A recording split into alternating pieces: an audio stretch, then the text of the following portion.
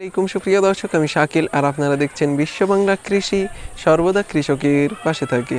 সুপ্রিয় দর্শক, আমরা সবেদা গাছ করতে গিয়ে কয়েকটা সমস্যার সম্মুখীন হই। তার মধ্যে অন্যতম একটি সমস্যা হচ্ছে গাছে প্রচুর পরিমাণে ফুল হয় কিন্তু তা ফলে পরিণত হয় না এবং ফুল আসার পরে ফুলগুলি ঝরে যায় এবং ফল ছোট অবস্থাতে ঝরে যায়। এ ধরনের সমস্যার সম্মুখীন আমরা প্রায় হয়ে থাকি এবং এই সমস্যা যাতে না হয় এজন্য এই ভিডিওটি তৈরি করা।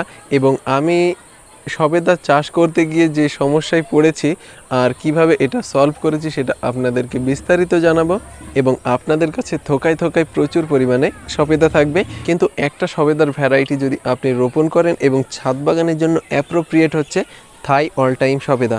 আপনারা এটা যদি চাষ করেন তাহলে সারা বছর প্রচুর পরিমাণে সবেদা পাবেন এবং থোকায় থোকায় এই সবেদা হয়ে থাকে। আমি একটা গাছ অলরেডি নিয়েছি, তার ভিডিও আপনারা আপনাদের প্রিয় চ্যানেল বিশ্ব বাংলা কৃষিতে দেখতে পাবেন। সুপ্রিয় দর্শক, অবশ্যই ধৈর্য ধরে ভিডিওটি শেষ পর্যন্ত দেখতে থাকুন এবং আপনাদের প্রিয় চ্যানেলটি সাবস্ক্রাইব করতে মোটেও ভুলবেন না। তো চলুন বন্ধুরা, শুরু করা যাক। সুপ্রিয় দর্শক, সবেদা গাছের ফুল ঝরে যাওয়ার অন্যতম একটি কারণ হচ্ছে মাইক্রোনিউট্রিয়েন্টের অভাব, পানি প্রয়োগ এবং ছত্রাকের আক্রমণ আর গাছের গ্রোথ। এই কটা দিক যদি লক্ষ্য করা যায় তাহলে গাছে প্রচুর পরিমাণে ফলন পাওয়া যাবে এবং আমি বিস্তারিত জানিয়ে দেব কি মাইক্রোনিউট্রিয়েন্ট বা অনুখাদ্য স্প্রে করবেন সে সম্পর্কে বিস্তারিত জানতে পারবেন এবং আপডেট সহ। সুপ্রিয় দর্শক, প্রথমত গাছে যখনই ফুল দেখতে পাবেন তখনই এটাতে পিজিআর অর্থাৎ প্ল্যান্ট গ্রোথ রেগুলেটর স্প্রে করতে হবে এবং আপনি মিরাকুল্যান স্প্রে করতে পারেন। যদি মিরাকুল্যান স্প্রে করতে পারেন তাহলে গাছের গ্রোথটা ঠিক থাকবে এবং প্রচুর পরিমাণে ফলন হবে এবং ফুলগুলি ঝরে যাবে না। এবং অনুখাদ্য হিসেবে আপনারা ট্যাগ বায়ো ব্যবহার করতে পারেন। এটা জৈব এবং নিঃসন্দেহে আপনারা এটা ব্যবহার করতে পারেন।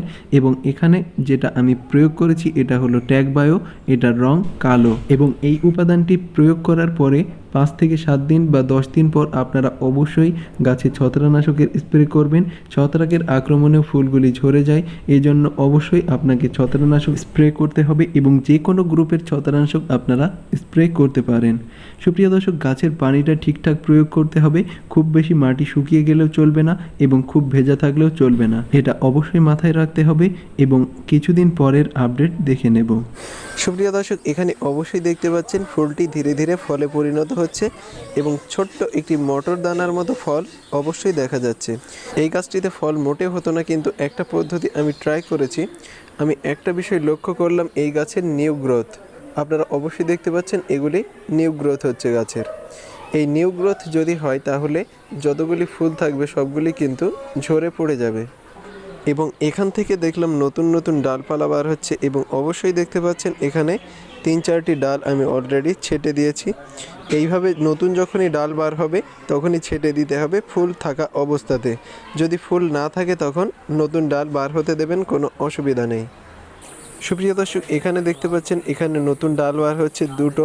এই দুটো ডালকে ভেঙে দেব ফুল থাকা অবস্থাতে, তাহলে কিন্তু গাছে যত ফুল থাকবে তা ফলে পরিণত হবে এবং অলরেডি এই গাছটিতে ফুল বার হচ্ছে এখান থেকে, এটা পরবর্তীতে ফলে পরিণত হবে। এবং এই গাছটিতে প্রচুর পরিমাণে ফুল ছিল যেগুলি ঝরে গেছে, কারণ আমি বুঝতে পারিনি গাছের গ্রোথ যদি হয় তাহলে ফুলগুলি ঝরে যাবে, কিন্তু গ্রোথটা স্টপ অর্থাৎ নতুন যে ডালপালা বার হচ্ছে সেটাকে ছেটে দেওয়ার পরে আমি দেখলাম বেশ কয়েকটি ফুল থেকে ফলে পরিণত হচ্ছে।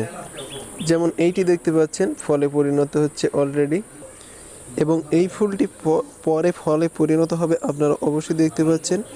এবং নতুন নতুন ফুল অলরেডি এটাতে বার হচ্ছে। যদি এই পদ্ধতি অ্যাপ্লাই করা যায় তাহলে সারা বছর গাছে ফল পাওয়া যাবে। আর ফুল থাকা অবস্থাতে কখনো নাইট্রোজেনযুক্ত সার প্রয়োগ করা যাবে না। আপনারা এ সময় অন্যান্য সার প্রয়োগ করতে পারেন এবং ভার্মি কম্পোস্ট বা গোবর সার আপনারা প্রয়োগ করবেন না। যদি প্রয়োগ করা হয় তাহলে ফুলগুলি ঝরে যাবে, কিন্তু আপনি যখন ফলগুলি একটু বড় হয়ে যাবে তখন আপনারা ভার্মি কম্পোস্ট বা ইত্যাদি গোবর সার বা অন্যান্য সার আপনারা প্রয়োগ করতে পারবেন। এবং যদি এই পদ্ধতিতে সার প্রয়োগ করা হয় তাহলে থোকায় থোকায় আপনাদের গাছে ফল পেয়ে যাবেন। আপনারা অবশ্যই দেখতে পাচ্ছেন এখানে নতুন ফুল এবং অলরেডি ফুটে যাওয়া ফুল দুটোই আছে এবং নতুন কুঁড়ি বার হচ্ছে। এটা থেকে অলরেডি ফলে পরিণত হবে, আপনারা অবশ্যই পরবর্তী আপডেটে দেখতে পাবেন। সুপ্রিয় দর্শক, আশা করি এই পদ্ধতিগুলি আপনাদের ভালো লেগেছে।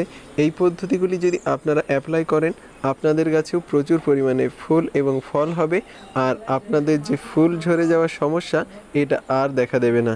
আপনারা এই পদ্ধতি অবশ্যই ট্রাই করবেন এবং ভিডিওটি ভালো লাগলে অবশ্যই লাইক করবেন। আর বিশ্ব বাংলা কৃষি চ্যানেলের সাথে থাকতে অবশ্যই চ্যানেলটি সাবস্ক্রাইব করবেন এবং পাশের নোটিফিকেশন বেলটি অন করে দেবেন।